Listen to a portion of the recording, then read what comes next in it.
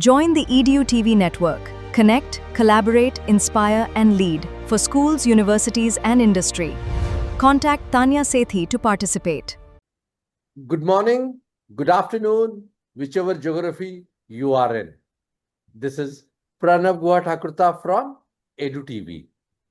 EDU TV is a global education media platform dedicated to connecting schools, universities, industry leaders, educators, parents, and students across 5 continents.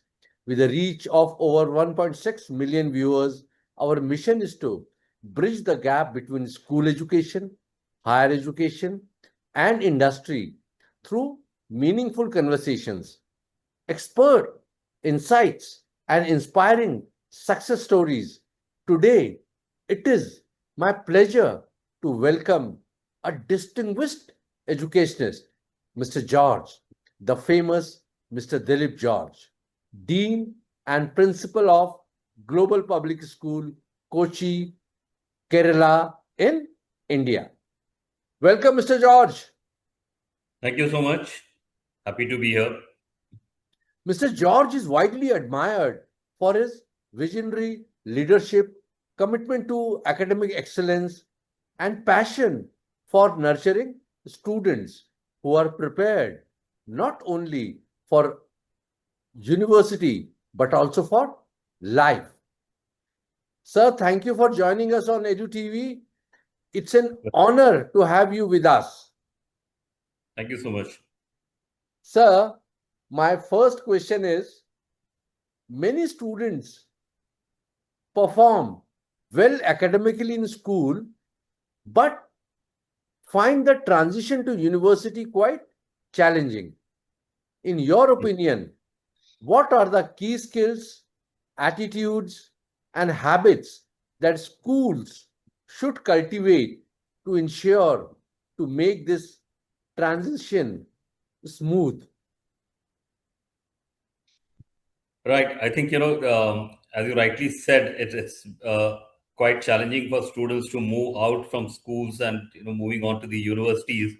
I think the biggest shift for them is from being taught to the independent learning structure that they get into. Because in a school environment, there are teachers to monitor them, teachers to guide them and support them in every aspect, as compared to when they move into the universities and colleges, it is completely on the child. So that, I think, transition is something which the children find overwhelming at times.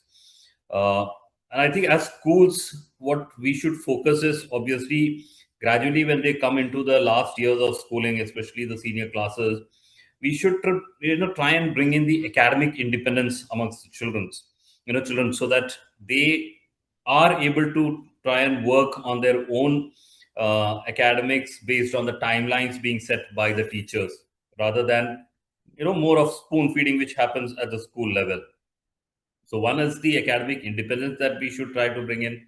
Second, we should try to teach them the time budgeting part of it, because that's another major thing when they move into the college and university life. There's a lot of freedom that comes in. There's no monitoring, it is completely left on them. So they need to get to prioritize everything when they move into the college life. So that's where the time budgeting is equally important for them to understand.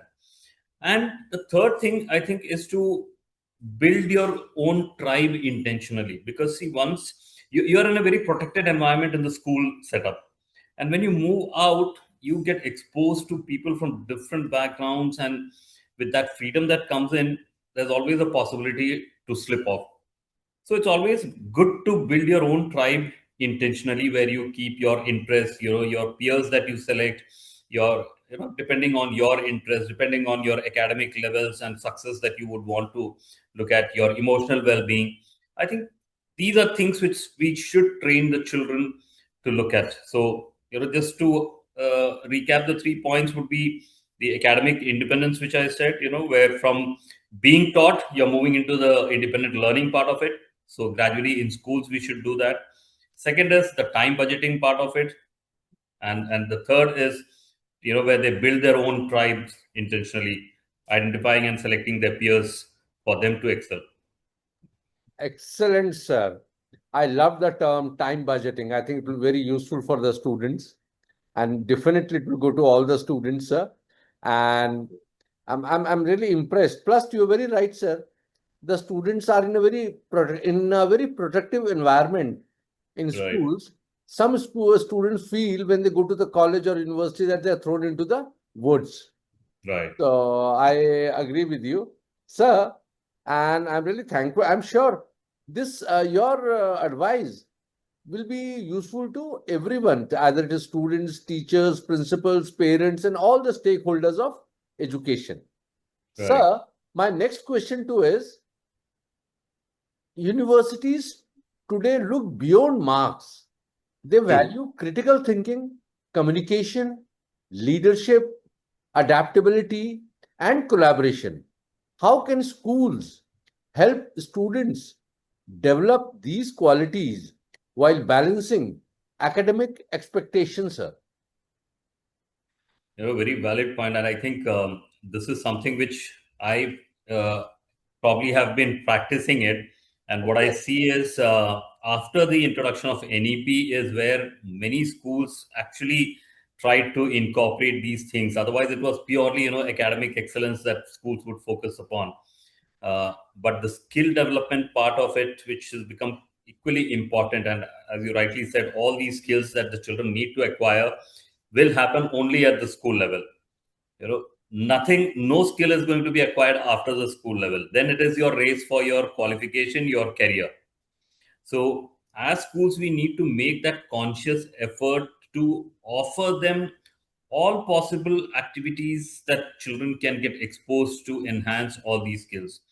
And when we talk about the academic excellence also, see what we try to do is, and what I always tell the teachers is to look at a 180 degrees, shift of the classroom from where rather than the teacher being the sole having the sole ownership of delivering the lesson, move the ownership to the children for the learning part of it. So that's one way where your 180 degrees transition of the classroom switches over to the flipped classroom type style, where children have to prepare, they do the presentation. So all these skills like critical thinking, team building, communication, collaborative work, all that comes into existence. So that is when it relates to the academic part of it. Similarly, I think every school should have equal importance given for co-scholastic activities as well, be it performing arts, be it sports. Now I think CBSE has already brought in a lot of these things into the curriculum this year. I'm also a master trainer for AI and Kaushal both.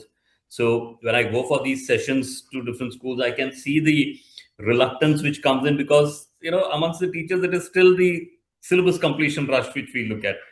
But all these things which the board has also introduced in terms of computational thinking, in terms of Kaushal both for enhancing skills, these are actually life skills which we are trying to get to the children, and that will do a long go a longer way than just the academic excellence which the children do. So I think the schools will have to make that conscious effort to offer all these things within the school's timetable. Very nicely said, sir. I think all kinds of extracurricular activities, sports, they help in a student's life to like get into a teamwork. That is very, very Exactly. important. Whatever we do, I think uh, being part of a team, managing a team, that makes you grow. So these Right. extracurricular activities are very, very important, sir. Thank you so much, sir. My third and last question for you is, based, Mr. George, based on your extensive experience as an educator and school leader, what advice would you like to give students in grades 11 and 12 who are preparing for university admissions, and what should they start doing today to become future ready and succeed in higher education and in their careers? Right. I think, see, the ideal situation is when you do your subject selections in 11th, if you're clear with what you want to do after your 12th, it becomes easier. But very often, I think our practices have been, if you are a high achiever in 10th, then you go for science, otherwise commerce, otherwise, humanities, arts. That's how the subject selection goes.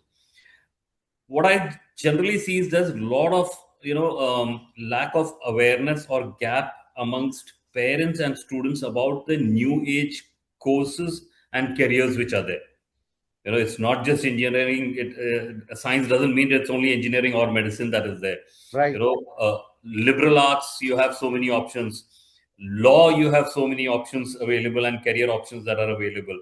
So I think that is one thing which the first thing to do is to get the children oriented about this before they choose their subjects in class 11. Very often the practice that I do is to have a one-to-one meeting with the students and the parents for class 11 admission. That's we good. don't keep a cutoff marks, because see, what I believe is, for engineering you need a 75% cutoff, to appear for JE. But if you want to become a pilot, or you want to get into a NDA or your merchant navy, it's only 60% in PCM. Right. And if schools are going to keep a high cutoff, which means then you don't have pilots, you don't have people into these professions now. So Right. all we need to look at is their aptitude and try to map it to the right subject and the course that they would want to do. And for students who have, once they have done this thing, they should start looking at the courses that they would want to pursue and the top colleges and universities for that. Because see, when we know the destination, we know the paths to take. Right. Otherwise, we get lost, and we will just take any direction, and wherever it takes us, we land up over there. And I give example of my own career and my own life to children, that I never thought of becoming a teacher in my profession. I am a computer applications postgraduate, and it was by chance that I got into education. But once I got into it, I realized that I enjoy it. That became my passion. That realization came at a later stage. But if we are able to give that exposure to the children, and if they are able to identify their passion, and if they go behind that passion, I think the success will automatically follow. And only thing the current generation should think about is they should not weigh the success with the salary packages. I think that's where things start going wrong. You enjoy what you do, continue doing what you enjoy, rest will automatically follow. Thank you so much, sir. In fact, students should underline, even people like me also, just finalize your destination, the path you will definitely find. I think you have given a very good advice today. And I'm sure we will send you to all the career libraries, career labs of all the schools. It will be very useful for the students. So, and your thoughts will undoubtedly benefit students, parents, educators, and school leaders who are striving to make the journey from schools to university more meaningful and successful. To all our viewers, thank you for joining us. Stay connected with EDU TV with more inspiring conversations with leading educationists like Mr. George across the globe. Until next time, thank you and goodbye. Thank you so much, Mr. George. Such a short notice, you helped us, sir. And sir, I will definitely come and see you also sometime. Fine, sir. Most welcome.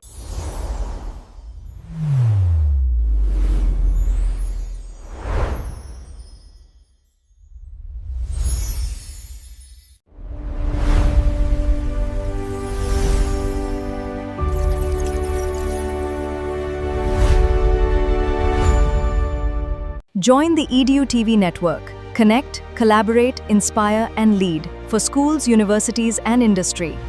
Contact Tanya Sethi to participate.